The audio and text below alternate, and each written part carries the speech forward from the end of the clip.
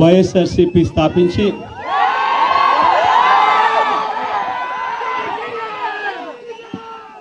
పదహైదు సంవత్సరాలు దాదాపుగా ఈ రోజుతో మొదలవుతా ఉంది.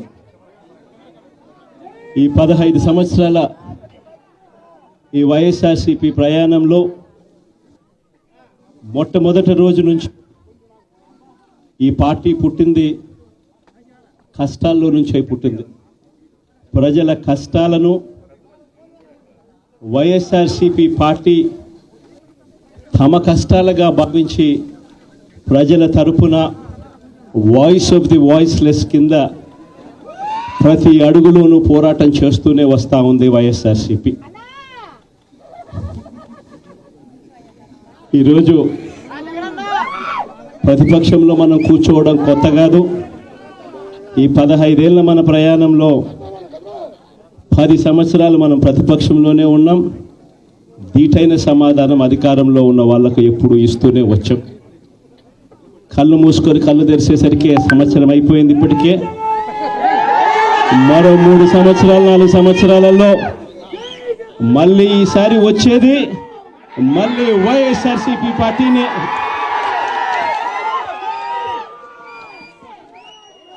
ఈరోజు వైఎస్ఆర్సీపీకి సంబంధించిన ప్రతి కార్యకర్త కూడా గ్రామంలో ఉన్న ఏ ఇంటికైనా కూడా వెళ్ళొచ్చు. ఏ పేదవాడింటికైనా కూడా వైఎస్ఆర్సీపీ కార్యకర్త సగర్వంగా తలెత్తుకొని కాలర్ ఎగిరేసుకొని వెళ్ళే పరిస్థితి వైఎస్ఆర్సీపీకి సంబంధించిన కార్యకర్తలకు ప్రతి ఒక్కరికి ఉంది. ఏ ఇంట్లోకి వెళ్ళినా కూడా వైఎస్ఆర్సీపీ కార్యకర్తను చూసినప్పుడు ఆ ఇంట్లో నుంచి వచ్చే ప్రతి అక్క, ప్రతి చెల్లెమ్మ, ప్రతి అన్న, ప్రతి తమ్ముడు, ప్రతి సోదరుడు, ప్రతి రైతన్న, ప్రతి అవ్వ కూడా వైఎస్ఆర్సీపీ కార్యకర్తను చూసినప్పుడు చిక్కటి చిరునవ్వుతోనే పలకరిస్తుంది. కారణం వైఎస్ఆర్సీపీ ఏదైనా కూడా చెప్పిందంటే చేస్తుంది అన్న నమ్మకం ఈరోజు ప్రతి ఇంట్లో కూడా ఉంది. కాబట్టి ఈరోజు అటువంటి పరిస్థితుల మధ్య ఈరోజు యాదృచ్ఛికంగా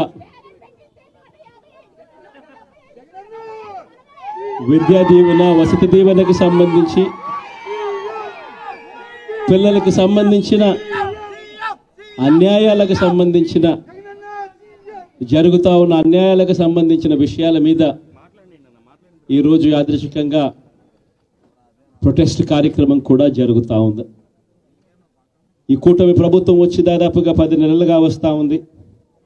ఈ 10 నెలల కాలంలో ఎన్నికల వేళ వాళ్ళు చెప్పిన సూపర్ 6లు, సూపర్ 7లు అన్నీ గాలికి ఎగిరిపోయాయి. వ్యవస్థలన్నీ కూడా చదువులు కానీ, వైద్యం కానీ, గవర్నెన్స్ కానీ, వ్యవసాయం కానీ ఏది చూసుకున్నా కూడా వ్యవస్థలన్నీ కూడా నిర్వీర్యమైపోయిన పరిస్థితులు కనిపిస్తూ ఉన్నాయి.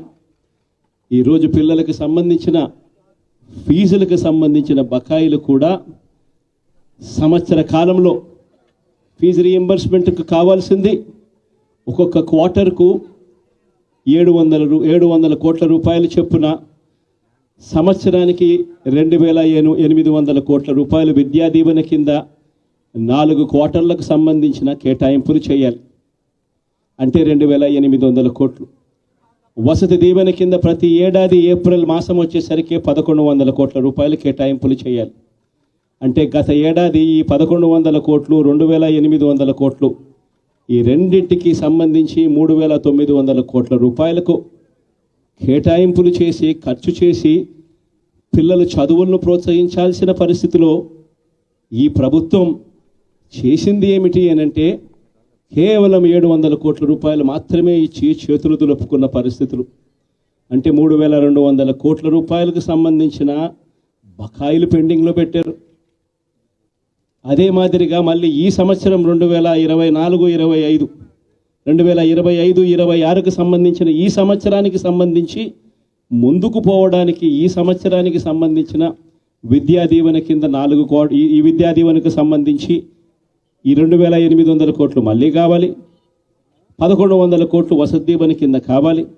ఇవన్నీ కూడా కలిపితే మరో 3,900 కోట్లు.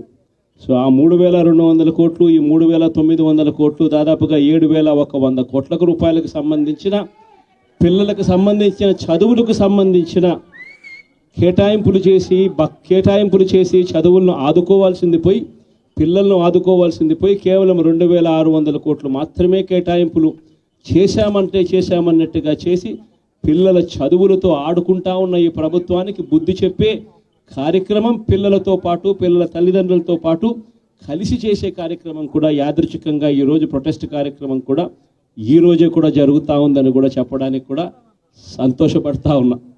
వైఎస్ఆర్సీపీ ప్రభుత్వం ఎప్పుడూ కూడా ప్రజలకు తోడుగా ఉంటుంది, ప్రజలకు ఎప్పుడూ కూడా అండగా నిలబడుతుంది, ప్రజల తరపున ఎప్పుడు గొంతుకై వైఎస్ఆర్సీపీ ఎప్పుడు ప్రజలకు అండగా ఉంటుందని మరొకసారి తెలియజేస్తూ ఈరోజు ప్రొటెస్ట్ కార్యక్రమంలో పాల్పంచుకుంటా ఉన్న ప్రతి ఒక్కరికి, ప్రతి కార్యకర్తకు, ప్రతి నాయకునికి, అదేవిధంగా పిల్లల తరపున, పిల్లల తల్లిదండ్రుల తరపున వాళ్ళతో పాటు కలిసికట్టుగా ప్రయాణం చేస్తూ ఉన్న ప్రతి ఒక్కరికి కూడా ఈ సందర్భంగా మీ అందరికీ కూడా చేతులు జోడించి పేరు పేరున మీ అందరికీ కూడా కృతజ్ఞతలు తెలుపుతా ఉన్నాను.